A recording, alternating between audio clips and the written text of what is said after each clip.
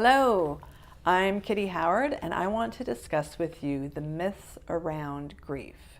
We as a society have been socialized to believe that we're supposed to behave in a certain way, that we should be done our grieving process within a certain amount of time, that we need to be strong and fearless in the face of grief. And I just want to really take the time to offer you a different point of view and a different perspective. I use the Grief Recovery Handbook. This is my well-used copy. It's not the one that I hand out. I keep my my favorite pages marked so that I can access them easily. And so in this series of short videos, I want to really address the myths around grief as discussed in the Grief Recovery Handbook so that you can perhaps gain some insight, learn a different perspective, and I hope that it helps you grieve better in your own journey or in your attempt to support someone else in their journey. In the Grief Recovery Handbook, I think it's chapter 1, anyway, at the beginning, there's a section, Grief, a Neglected and Misunderstood Process. So I'd like to read you just the starting 2 paragraphs from this to help, again, shed some light on the myths around grief. Grief is a normal and natural reaction to a loss of any kind. Therefore, the feelings that you are having are also normal and natural for you. The problem is that we have all been socialized to believe these feelings are abnormal and unnatural. While grief is normal and natural and clearly the most powerful of all emotions, it is also the most neglected and misunderstood experience, often by both the grievers and those around them.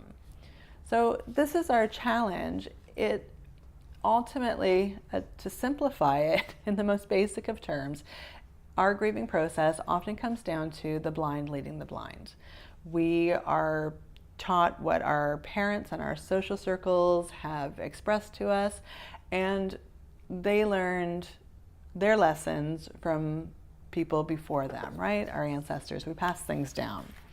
So specifically, in another video, I spoke about the groundbreaking research that Dr. Kubler-Ross had done many, many years ago. It was excellent work, but unfortunately, it got connected to the grieving process. Her 5 stages of grief were specifically in regards to what she witnessed when patients were delivered a diagnosis of having a terminal illness. And I spoke about this in another video, which should be in the same playlist as this one, and you're welcome to watch that as well.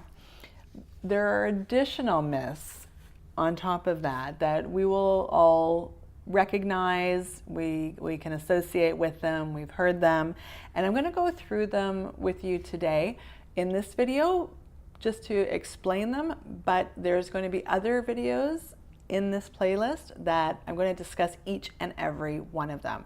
There are 6 major myths that surround the grieving process, and here they are. Number 1, don't feel bad, right? People always say, oh, don't feel bad. They died quickly, or if it's, you broke up your relationship, don't feel bad. There's more fish in the sea, as it were. So we're often told, don't feel bad, and then given a reason why we shouldn't feel bad. But when you've lost somebody and your heart is broken, isn't it natural to feel bad? Number 2, replace the loss. Oh, your dog died? That's okay. You can get a new one.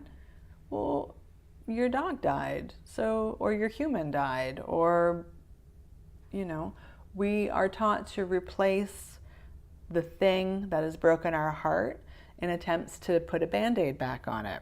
Number 3, grieve alone. Don't we all just lock ourselves down in isolation and grieve by ourselves? We put on a happy face before we step out into the world, but we're doing all our grieving alone. We shouldn't be. Number 4, just give it time. You'll feel better in time. Give it a couple years, you'll be fine. We need to apply action to our grieving process. So just by just waiting around doesn't mean it's going to get better. I've met many people, I've spoken to many people who have had a loss from 3 years ago, 5 years ago, 20 years ago, and they are still horribly affected by it. Just waiting for time to pass is not what's going to heal us. Number 5, be strong for others. People are always saying that, oh, you have to be strong for the kids, or you have to be strong for so-and-so, or just, pull up your bootstraps and get your work done. Just, put on that strong, good face. It's not ideal, is it? And then number 6, keep busy. If you just keep busy, then you won't have to think about it, and you'll be able to move past it. But as we keep busy, we're not actually dealing with the situation, and therefore it makes it really difficult to move past. So just to review, don't feel bad, replace the loss, grieve alone, give it time, that one kills me, be strong for others, and keep busy. So there will be 6 more videos in this little series that you can relate to, and we're going to discuss each of those so that you understand more about them, how they apply, and how you can adjust your mindset to not go down that path and have a more successful process in grief and to grieve better. So again, I'm Kitty Howard. You can find me at kittyhoward.com. You can find me on Facebook. I believe my business page is Kitty Howard Lifestyle, and Instagram is Kitty Howard Grieve Better. So that is my goal this year, to help 1,000 people grieve better. And if you have any questions, any comments, you need somebody to talk to reach out to, please go ahead and find me on the website. You can make comments down below. In this area, I do see them eventually, but it's the best way always to get me is Facebook or through email. hello@kittyhoward.com. All right, take care, and we'll see you in the next video.